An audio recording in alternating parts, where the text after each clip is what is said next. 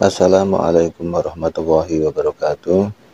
Selamat sore, salam sejahtera bagi kita semua. Oke teman-teman, kita bertemu lagi dengan channel TV7 Transmisi Visual 7. Kali ini teman-teman akan saya ajak meliput mereview Masjid Bawah Tanah yang berlokasi di Kabupaten Tuban, tepatnya di Kecamatan Semanding, Desa Kedung Ombo. Fenomena Masjid Bawah Tanah ini memang sangat aneh kedengarannya. Bahkan ini awal-awalnya sempat viral, menggemparkan jagat Nusantara. Bahkan dari luar negeri juga ini pada datang ke sini. Nah, kok sampai ada masjid di dalam tanah itu bagaimana? Sehingga menarik penasaran setiap orang yang mendengarnya, ingin tahu bagaimana jeluntrungannya, bagaimana hal ihwalnya. Nah, kami pun juga begitu. Nah, makanya ayo ikuti aku mlebu gua, delok masjid. Oke, let's go. Wush.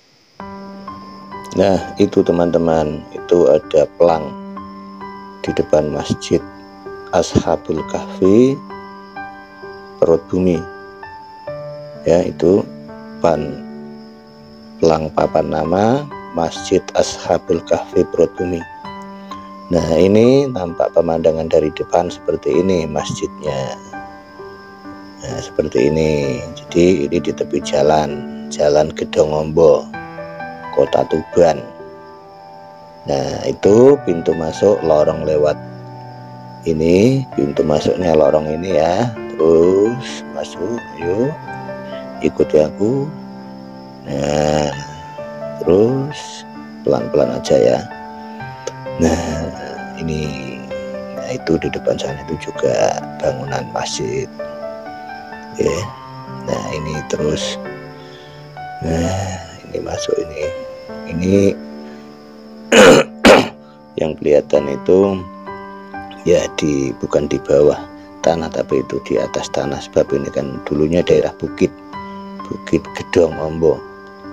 Oke, yang katanya dulu itu Jalmo Moro Jalmo Mati di sini, ini dulunya di sini ini kan bukit. Nah, ini suasana gelap seperti ini, dikasih lampu, jadi lampu warna-warni, jadi pemandangannya indah sekali. Di Masjid Ashabul Kahfi ini benar-benar di perut bumi, lur, di bawah tanah, karena akses masuknya itu lewat pintu tadi, lorong tadi, terus masuk ke bawah ada tangganya tadi itu yang saya lewati. Nah, ini suasana di dalam seperti ini ya. Walaupun siang ya tetap gelap karena di bawah tanah tetap ada penerangan. Nah, seperti ini. Ini kita sambil cerita dulu ya, ini asal muasalnya bagaimana ya. Nanti saya tidak usah menceritakan tentang lorong-lorongnya atau bentuk-bentuknya, jadi teman-teman bisa melihat sendiri sambil kamera ini saya hadapkan ke sudut-sudut ruangan, ke tempat-tempat aksesoris dan lain-lain. Jadi begini teman-teman, daerah sini ini dulunya ya sekitar abad ke-14 itu adalah semacam bukit kecil, yaitu Bukit Gedong. Oke, Bukit Gedong dulunya. Nah, di Bukit Gedong ini dulunya itu tempat bersarangnya jin pri perayangan, Banaspati Genderuwo Sungsang, kuntilanak, glundung pecengis tengkorak, apalagi pokoknya semua jenis demit itu bersarang di sini katanya. Karena di sini ini dulunya adalah markas atau kerajaan, katakan seperti itu. Nah, setiap orang atau warga yang coba-coba berani mendekati Bukit Gedong ini pasti akan setor nyawa, ya, mati. Nah, keadaan seperti itu membuat prihatin para wali yang abad ke-14 itu sudah masuk ke tanah Jawa, juga khususnya Tuban. Ya maklum, tidak semua wali itu bisa mengatasi masalah seperti itu, karena wali itu juga punya bidang sendiri-sendiri. Nah, makanya dipanggillah Sayyid Muhammad, yaitu putra dari Simbah Sayyid Jumadil Kubro. Oh ya, Simbah Sayyid Jumadil Kubro itu putranya banyak sekali loh, termasuk juga Sayyid Muhammad ini yang belakangan disebut Syekh Maulana Maghribi. Nah, gelar Maulana itu adalah gelar nisbat daripada zuriyah Kanjeng Nabi, karena Maulana itu adalah sang penolong kita gitu. Sedangkan lakop julukan Al-Maghribi adalah orang yang datang dari daerah barat. Maghrib itu barat. Jadi wong Jawa biyen iku nek nyebut wong Arab itu mesti dintil-ntilin burine Al-Maghribi, karena wong saka daerah kulon begitu. Jadi singkat cerita, ketika Syekh Maulana Maghribi datang ke Jawa atas permintaan saudara-saudaranya, famili-familinya, lalu beliau mendatangi Bukit Gedong ini. Nah, singkat cerita, karena karomah beliau, maka sekali injak Bukit Gedong ini diinjak dengan kaki kanannya 3 kali, ya, nek wong Jawa ngarani gedug bumi, tongkak gedug bumi, maka ambleslah Bukit Gedong itu dan menjadi tanah yang rata. Nah, ternyata setelah Bukit Gedong itu menjadi tanah yang rata, baru diketahui bahwa di dalam perut Bukit Gedong itu ada gua, begitu. Nah, akhirnya semua bangsa jin yang jahat-jahat itu semuanya pergi dari Bukit Gedong yang telah menjadi tanah rata itu, yang juga telah diketahui di dalamnya ada gua. Nah, lalu kemudian Sayyid Maulana Maghribi bersemedi, berkholwat, bermunajat memohon kepada Allah agar gua di perut bumi ini dibersihkan dari pengaruh-pengaruh anasir-anasir jahat sampai hari kiamat. Nah, kemudian setelah beliau bermunajat, lalu beliau membuat rajah, dan rajah itu ditaruh di dalam goa ini, sehingga goa ini sampai sekarang bisa ditempati oleh manusia, begitu. Lalu kemudian Syekh Maulana Maghribi menitipkan goa ini kepada muridnya, yaitu seorang perempuan, ya, yang disebut Nyai Ratu Ageng Gedong Ombo. Nah, itu muridnya yang perempuan itu dititipi oleh Syekh Maulana Maghribi agar merawat gua ini menjadi tempat tinggal dan untuk berkholwat, untuk bersemedi, bahkan untuk mulang santri, yaitu mulang ngaji bagi orang-orang di sekitar Tuban yang mau ngaji, begitu dulunya. Hingga akhirnya Ratu Ageng ini, menurut riwayatnya, konon Nyai Ratu Ageng ini mokso. Mokso itu dalam pemahaman Islam adalah sebenarnya juga meninggal atau wafat, namun jasadnya tak satu pun manusia yang mengetahuinya. Kenapa seperti itu? Ya karena yang menguburkan itu bukan manusia.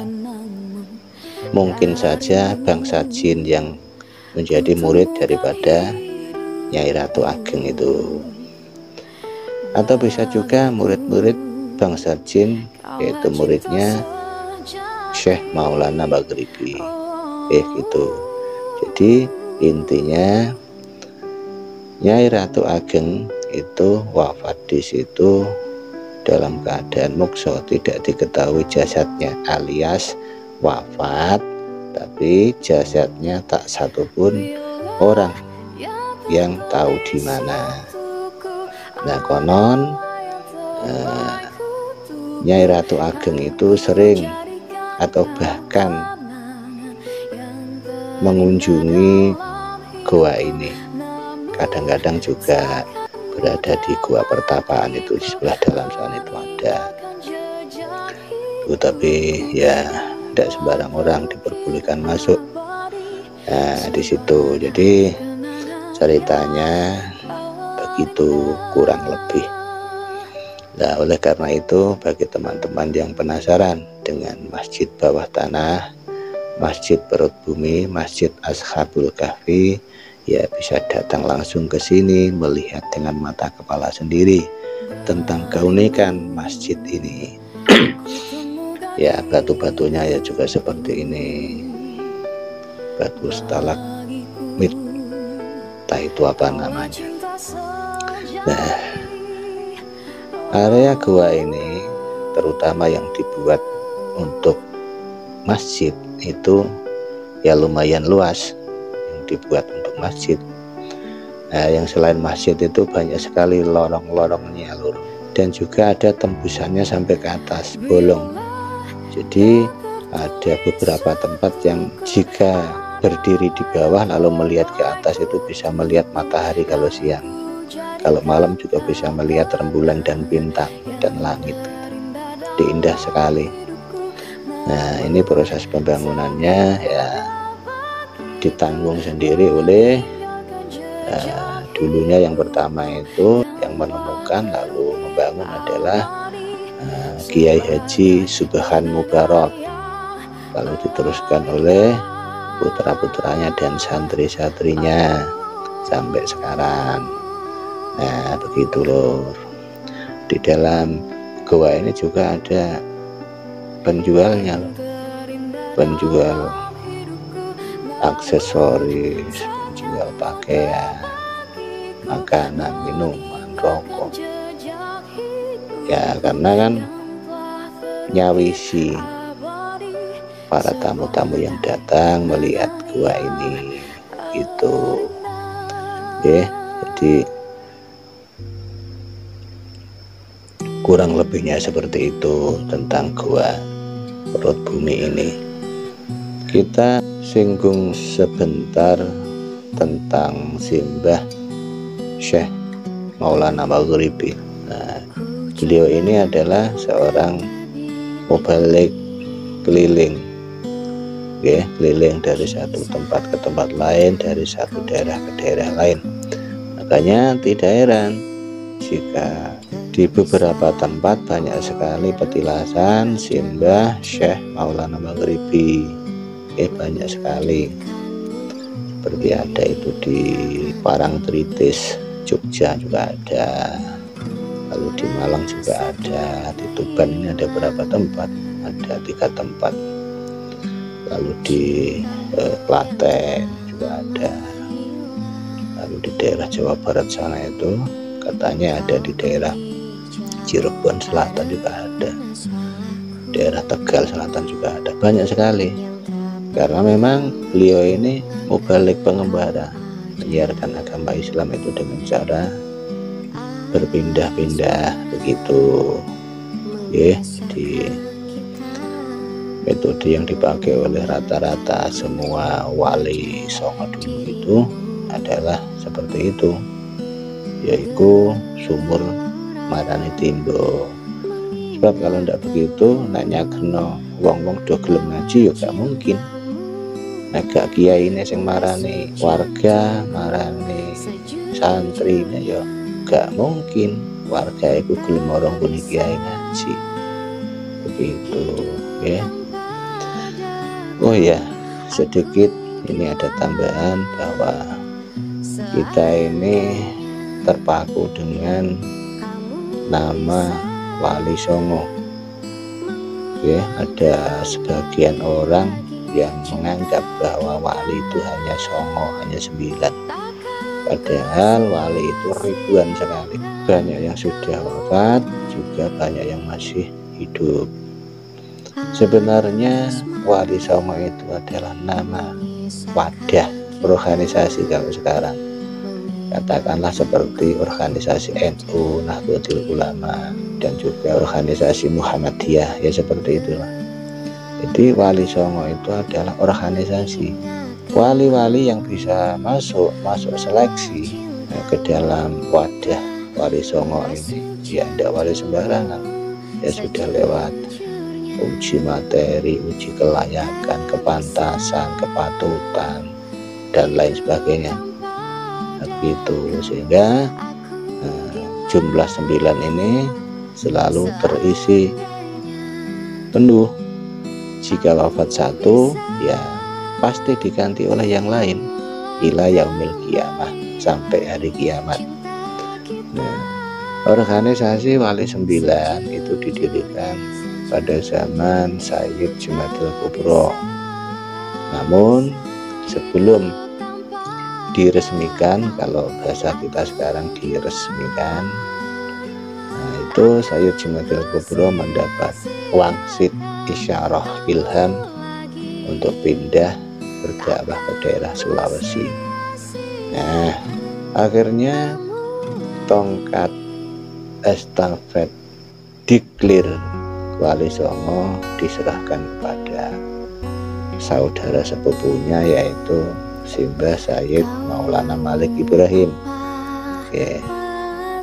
Nah, akhirnya dari beliaulah muncul nama Wali Songo itu, yang disepakati sebagai ketuanya adalah Simbah Malik Ibrahim, begitu.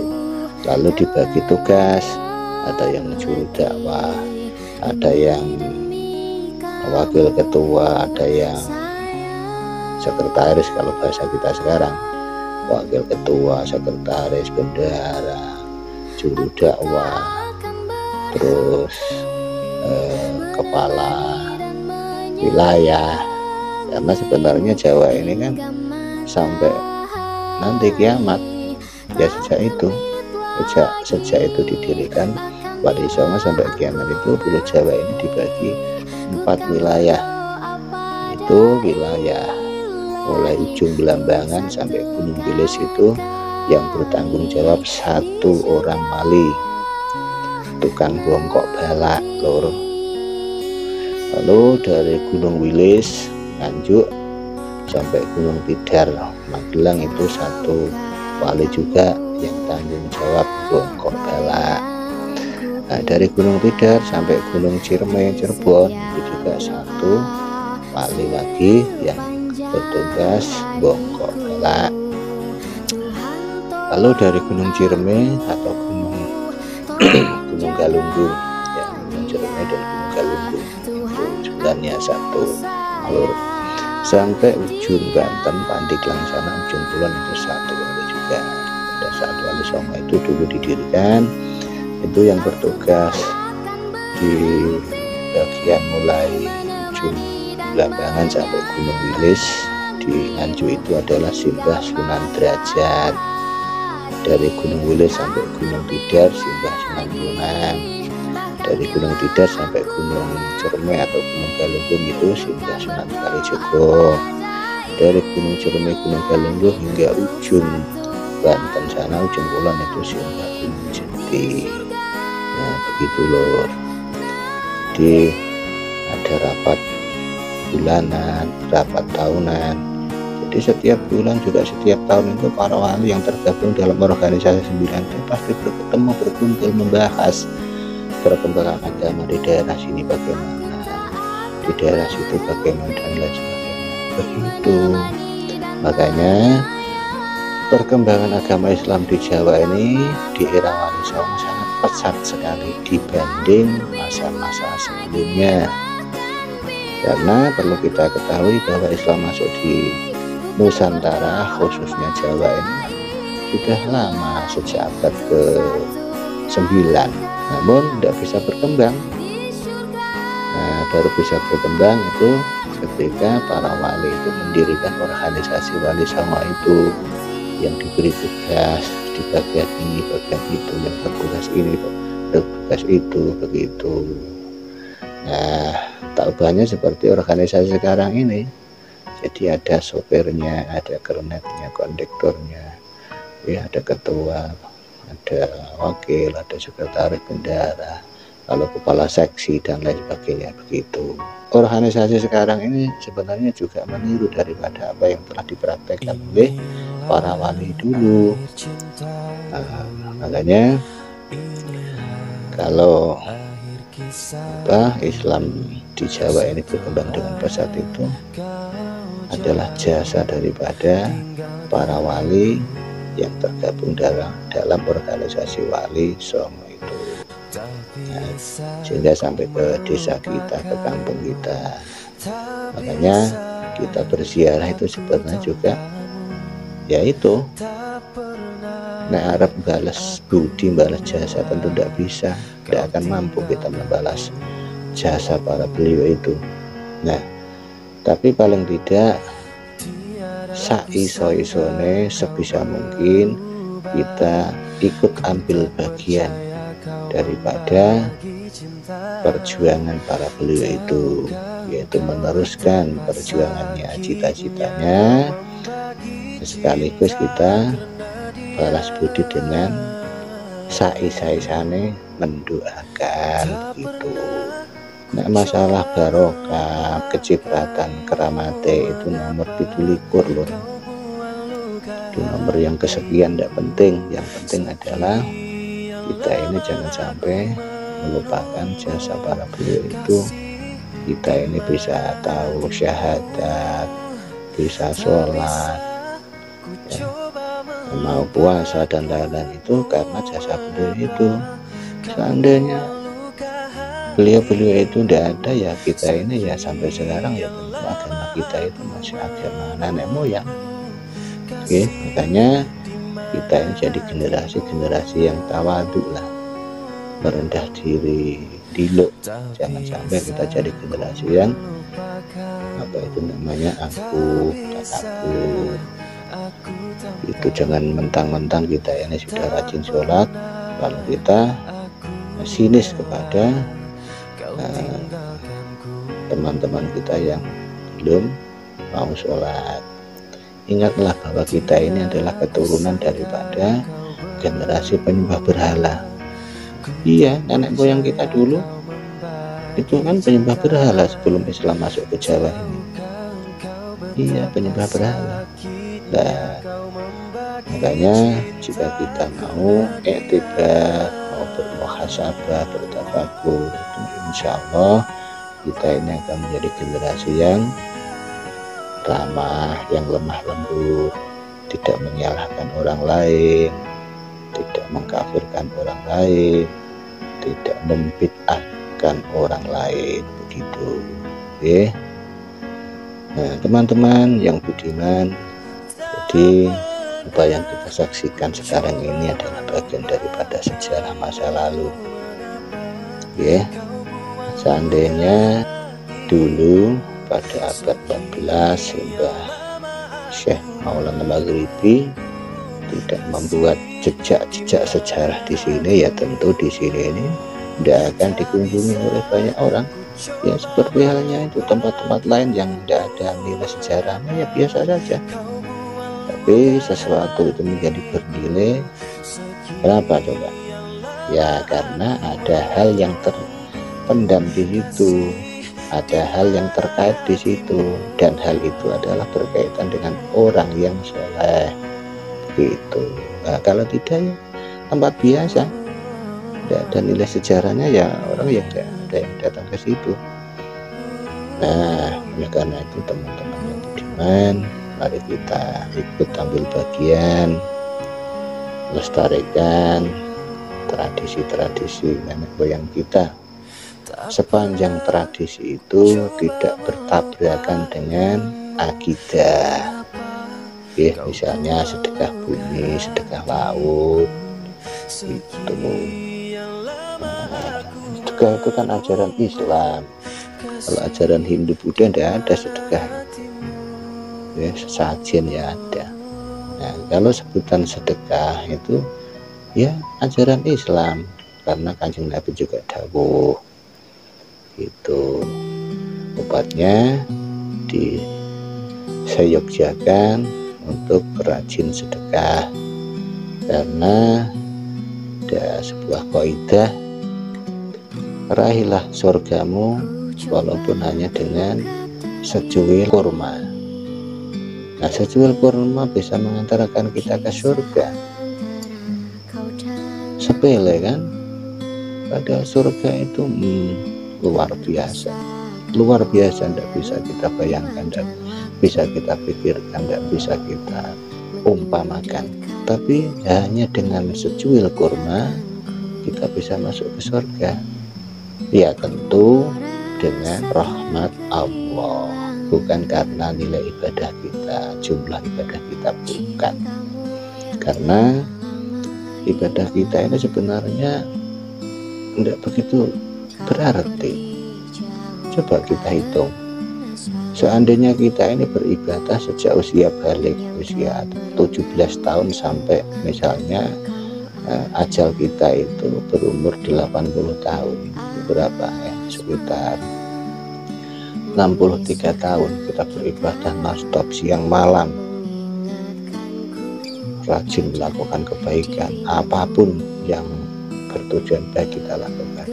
Selama 63 tahun itu pun jika dibanding dengan satu mata yang diberikan Allah kepada kita itu tidak ada bandingnya. Nilai satu mata ini ditukar dengan nilai ibadah kita 63 tahun, tidak ada bandingannya. Padahal kita kan punya mata dua, telinga dua, bibir dua, lidah satu, lubang hidung dua, terus mulut yang bisa untuk meraba-raba merasakan. Ya, ada lagi kelopak mata, hidung, dan seterusnya. Coba berapa nikmat yang kita terima. Makanya kita tidak boleh membanggakan ibadah, kita tidak boleh takabur menyombongkan dengan jumlah ibadah kita. Anggaplah kita ini tidak pernah berbuat baik, itu aja. Jadi kadar ukuran ikhlas itu sebenarnya adalah kita ini jangan mengingat-ingat kebaikan yang kita lakukan. Anggap saja kita nggak pernah melakukan kebaikan, anggap saja kita tidak pernah sholat, anggap saja kita tidak pernah puasa, dan lain-lain gitu. Nah, namun sebaliknya, jika kita itu selalu ingat-ingat, wah aku bar sholat, wah aku bar ngene, bikin aku ayem, aku anggap bar sholat, nah, itu namanya kita kan ingat-ingat kebaikan, ya tidak ikhlas itu namanya. Jadi kita habis sholat itu ya biasa aja lah, tidak usah diingat-ingat. Nah, yang perlu diingat-ingat itu adalah kesalahan dan dosa, begitu. Jadi kita harus merasa salah, merasa dosa, merasa dosa dengan Sang Pencipta yaitu Allah Ta'ala, juga merasa salah dan merasa berdosa pada orang lain, pada teman-teman, pada sesama, begitu. Sehingga kita terhindar dari sifat takabur. Kenapa dulu iblis sampai diturunkan dari surga? Ya karena takabur. Dia merasa tinggi, ya. Itu di dalam Quran ada keterangan bahwa dia disuruh hormat pada Adam, tidak mau. Dia bilang, si iblis itu, tidak mau, aku ini kan diciptakan dari api, sedangkan Adam dari tanah. Bagaimana mungkin aku menghormati orang yang diciptakan dari tanah yang kualitasnya lebih jelek, lebih buruk daripada aku? Nah, itu kan sama. Nah, sama seperti kita ini menghormati kadang kita ini jadi orang tua. Nah, mentang-mentang tua terus kueku uyuhku dan seterusnya, kueku lebih pintar aku, kue lah mau sembahyang di si aku bukan nyalami kowe, bukan aku ora sudi. Nah, itu adalah penyakit iblis. Teman-teman yang budiman, jadi pada intinya kita hidup di dunia ini adalah sebagai abdun, hamba. Jangan sampai kita ini berfungsi sebagai Tuhan. Kita ini apa-apa minta dilayani, rezeki minta diberi, kebutuhan minta dicukupi. Itu kan sama seperti raja. Yang jadi Tuhan itu Allah atau diri kita. Itu jadi ya namanya hamba. Abdi itu ya nurut, patuh, tunduk sama majikan, sama juragan gitu. Jangan malah minta dilayani. Jadi abdi itu harus laksanakan tugas dan kewajiban tanpa mengharap imbalan. Gitu teman-teman. Ya, mudah-mudahan kita semua ini termasuk golongan orang-orang yang selalu bersyukur, bersabar, ikhlas dalam berbuat baik, suka menolong, ya, sabar, tawakal. Sehingga jika kita bisa berfungsi dengan baik sebagaimana Allah kehendaki, diri kita mampu menjadi hamba yang baik, ya pasti bukan insya Allah, pasti Allah menjamin kita selamat dunia dan akhirat. Dan tiada balasan yang baik buat kita, yang bagus buat seorang yang selalu patuh tunduk nrimo opo anane, itu tidak lain adalah surga. Surga itu sudah otomatis, tidak usah kita minta, pasti diberi. Tidak usah kita minta rezeki, jika kita ini menjadi hamba abdi yang baik, pasti diberi, otomatis itu. Surga pun demikian. Nah, karena apa? Ya itu tadi, seseorang yang mampu mendekatkan dirinya pada Allah, ya otomatis semua milik Allah itu akan diberikan. Sapa sing iso ngemek atine juragan, atine majikan, ya ora usah njaluk duit, ora usah bayaran entene sesuk, ya langsung dikei. Begitu, ya. Nah, demikian bincang-bincang omong gojos iki, ya mudah-mudahan bermanfaat bagi kita semua. Sekian, wassalamualaikum warahmatullahi wabarakatuh. Salam NKRI.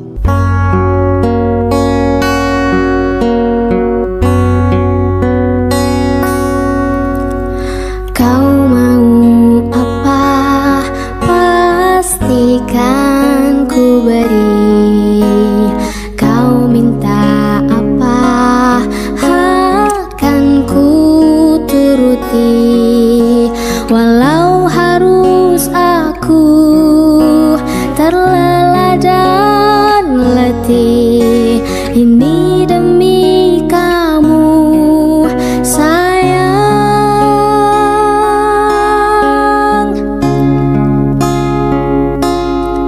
Aku tak akan berhenti menemani dan menyayangimu hingga matahari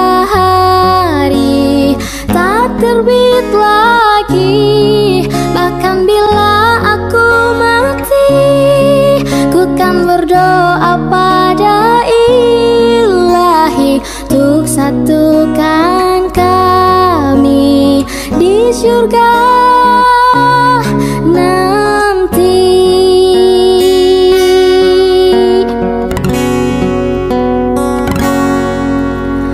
Tahukah kamu apa setiap doa sepanjang hariku. Tuhan tolong aku, tolong jaga